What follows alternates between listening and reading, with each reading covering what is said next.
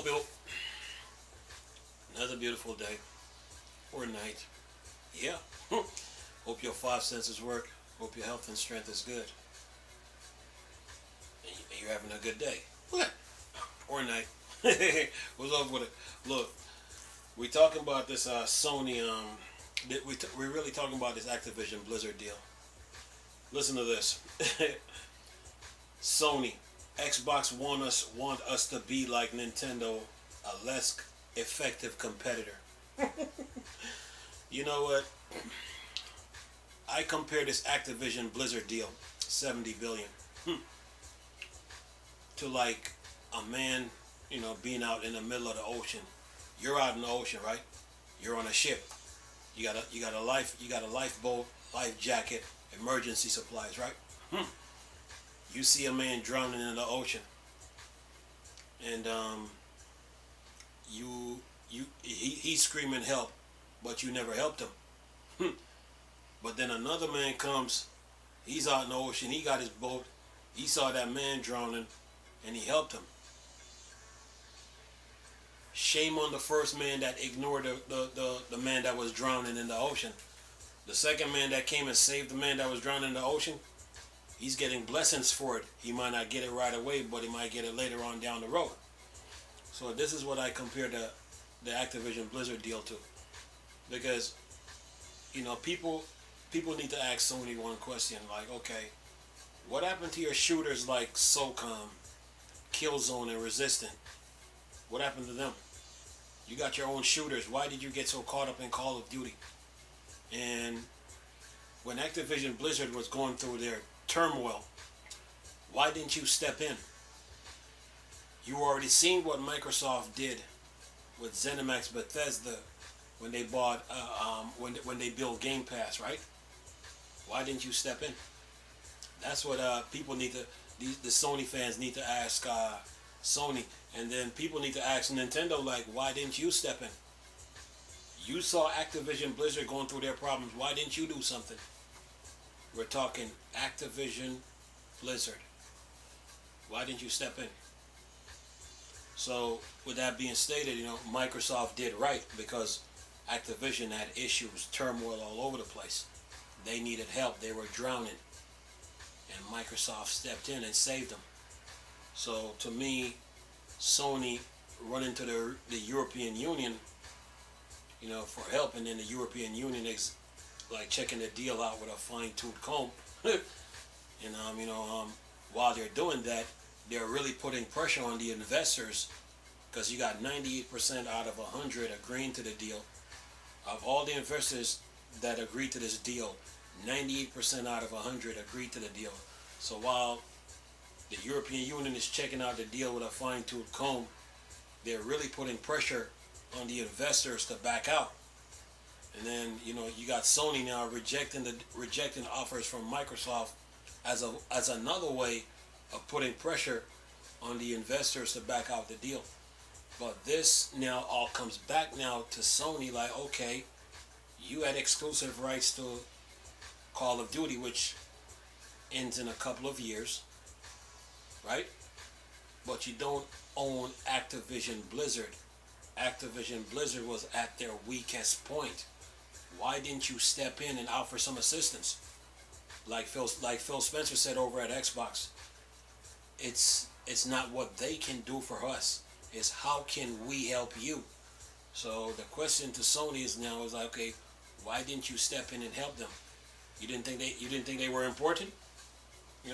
That's the question that people need to ask Sony. So when it comes to this Activision Blizzard deal, Microsoft did right, when you got 98% out of 100 of the shareholders agreeing to the deal. Even if the Federal Trade Commission step in, if they see that 98% of the shareholders, if 98% of the shareholders didn't agree to this deal, then the deal would have never went anywhere. But since you got 98% that agreed, once the Federal Trade Commission step in and see it, they're gonna be like, they're probably gonna be like, ain't nothing we can do. We can't really do anything because the shareholders of the 98% out of 100, they control this deal. So to me, everybody needs to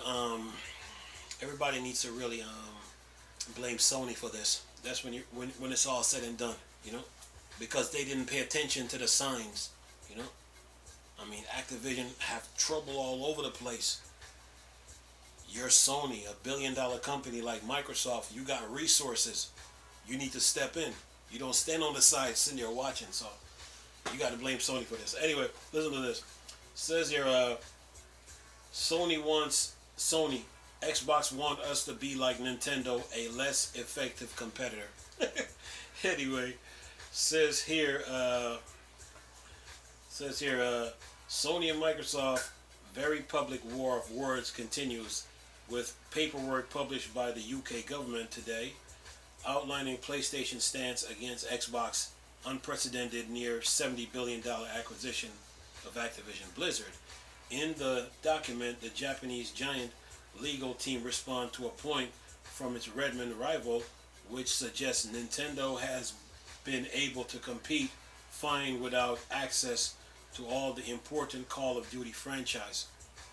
So okay, so if Nintendo can compete without Call of Duty franchise, then what does that say about you, Sony? Anyway, says here, Nintendo Switch has of course become a powerhouse platform, but it competes less directly with PlayStation and Xbox, offering a portable, more family-friendly alternative.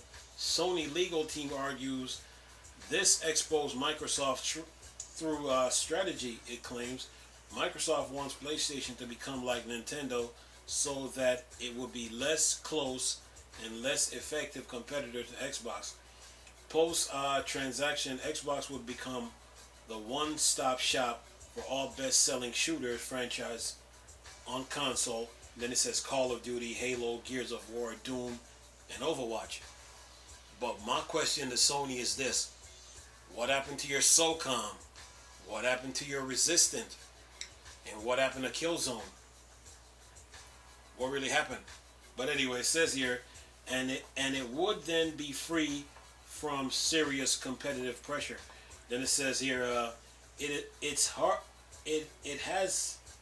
a hard point to argue with, really. While some may pose that the PlayStation has first-person shooter franchise of its own like Killzone, it's been almost 10 years since the last installments in the series. But that is Guerrilla Games' problem. Guerrilla Games didn't keep up their speed, their tempo, their aggressiveness, their sense of urgency with Killzone, and the same goes for Resistance and SOCOM. But anyway, says here, and Sony also argues that such is the scale of Call of Duty, it's effectively impossible to create a rival brand at this point. We're not sure whether Microsoft truly wants PlayStation to become like Nintendo. Sony's looking for excuses, trying to use Microsoft as a scapegoat. But anyway, says here, but we can see the point as things stand.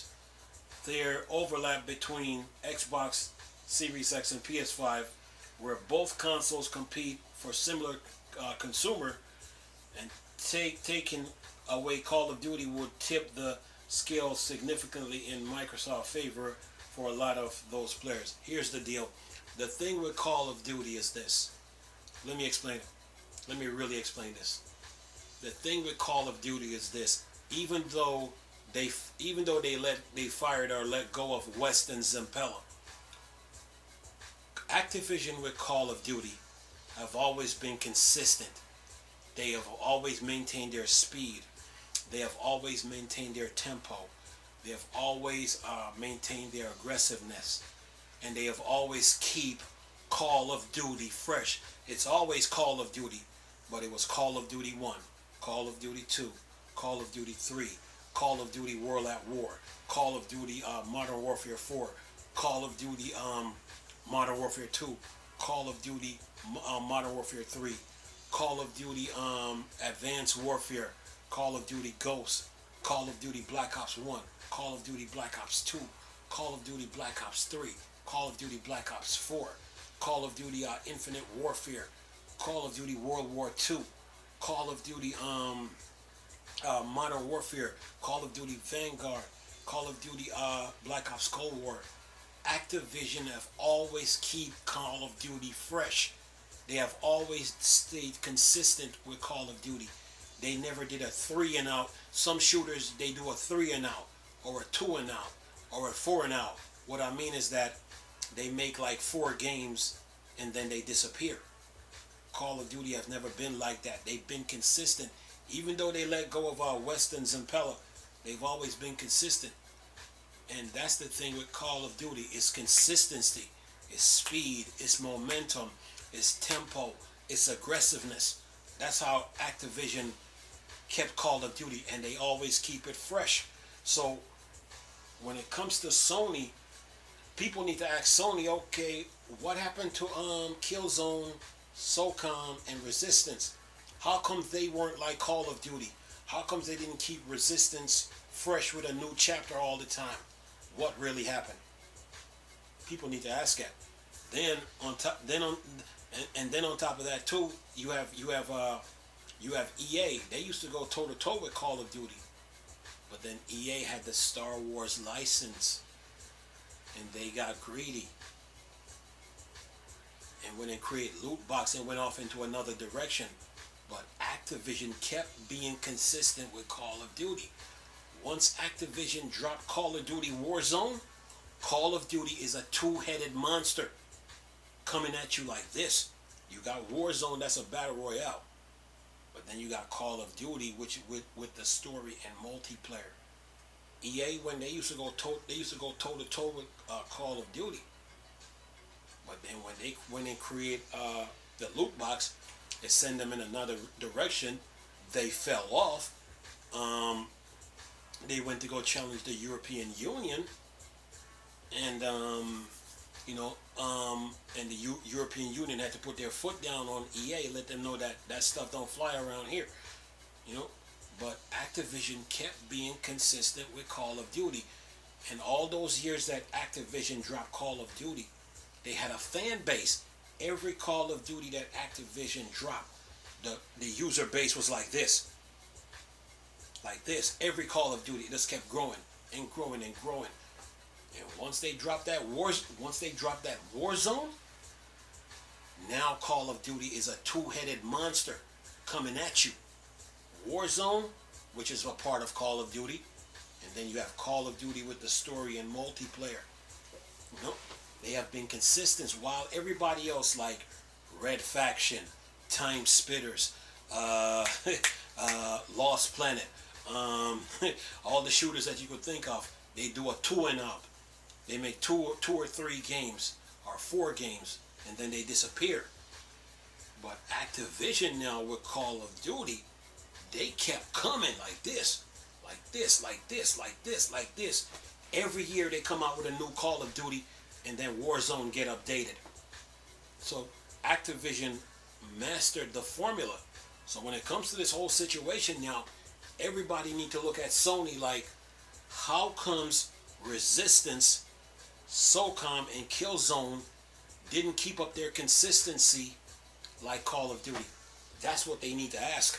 Okay? See, everybody trying to make Microsoft look like the bad guy, but Sony is the culprit here. Like, why are you so attached to Call of Duty? What happened to your other shooters?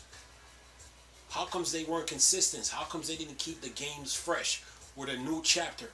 Each one of those games, Resistance, Killzone, and SOCOM, they had a user base, and they're sitting there like, okay, where's the next SOCOM? Where's the next Resistance? Where's the next Killzone? How comes these studios didn't keep their games fresh like Call of Duty?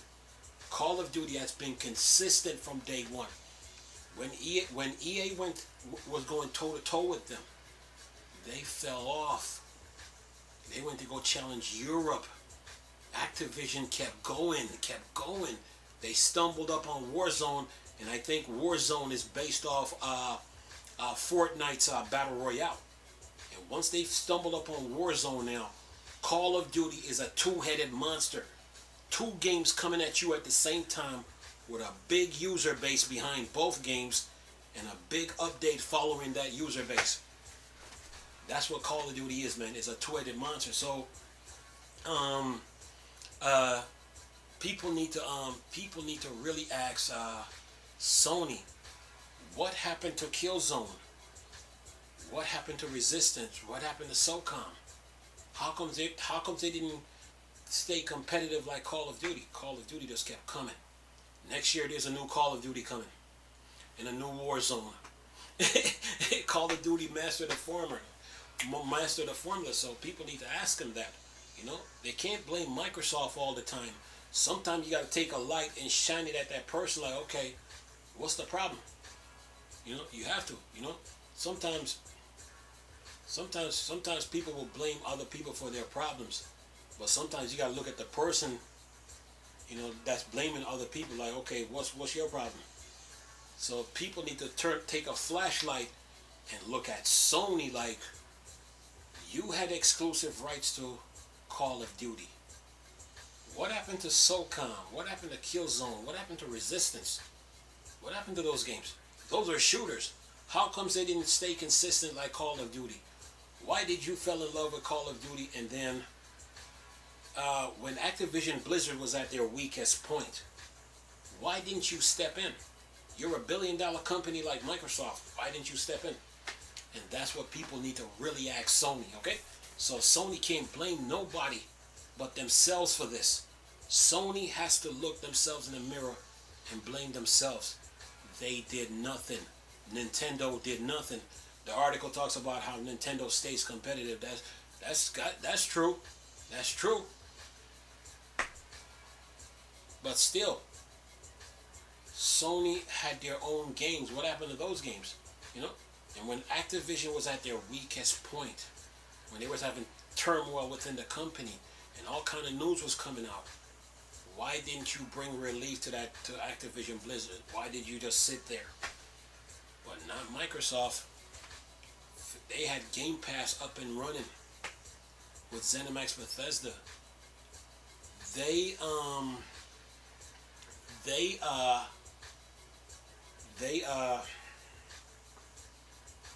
They saw an opening.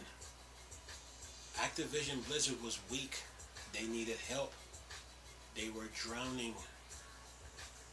Microsoft now, they Phil Spencer saw this and went back to the heads at Microsoft. Probably was like, look, they need our help, man. We got to do something about this. And the heads at Microsoft was looking at each other like, okay, should we help them? Is that any of our business? Should we care? Should we really help them? Should we leave them alone and mind our own business? Should we really help them? What benefit is Activision Blizzard to us? Okay, Phil Spencer, take $70 billion with you. Go get them. And Microsoft has swooped in like an eagle. Boom. Got him. Okay? Sony might have exclusive rights to Call of Duty for a couple of years, but you don't own Activision Blizzard. So everybody needs to look at Sony like, what happened to your games? Why did you get so caught up in Call of Duty? What happened to SOCOM? What happened to Resistance? What happened to Killzone? What happened with those studios where they didn't stay consistent like Call of Duty? And that's what they need to ask, man. That's the question they really need to ask. So, as far as this Activision Blizzard deal goes, Microsoft is right. Okay? I mean, they can try to call the Federal Trade Commission. Then you got these people screaming monopoly. But this ain't a monopoly. They need to look at Sony and be like, okay, why didn't you step in? What happened to Killzone? What happened to Resistance? What happened to SOCOM? That's what they're gonna have to do, man. So this Call of Duty situation, Microsoft is right, And then when you got 90, then when you have out of 100 shareholders, you got 98%, and only 2% didn't agree with it. The 98% that agreed to this deal, if the Federal Trade Commission get involved, they're going to be looking at this deal like, there's nothing, we can't, we can't do anything. You know, probably they'll say something like, we can't do anything because we got 98% of the shareholders agreeing to this deal. So, you know, if 98% didn't agree, then we could have done something. But when you got all these shareholders all in on this, Microsoft did right, man. But everybody need to look at Sony when it comes to this whole situation, you know, and ask them about their games that they have, like what happened with Crash Bandicoot, what happened with SOCOM, what happened with Resistance, okay, what happened with Killzone. That's what they're gonna have to do, you know. Just ask Sony this question, ask Sony these questions, you know. And when you had the exclusive rights to Call of Duty, why didn't you step in the moment this situation escalated? When the Activision Blizzard situation got bigger, why didn't you step in and say, you know what, we need to help these guys? Maybe you would have been the one owning Activision Blizzard, like they say on Black Ops 4, first come first serve. Why didn't you step in? And that's what people need to ask Sony, you know. Activision Blizzard was a first come first serve. You had exclusive rights to Call of Duty. Microsoft didn't. Microsoft saw an opportunity to own Activision Blizzard, and you're sitting there with the exclusive rights to Call of Duty, and you see the problem going on, and you don't step in. Shame on you, Sony. This one is on you. Microsoft is right. So, I mean, they can try to stall the deal and try to resist the offer, but look like this deal is gonna go through.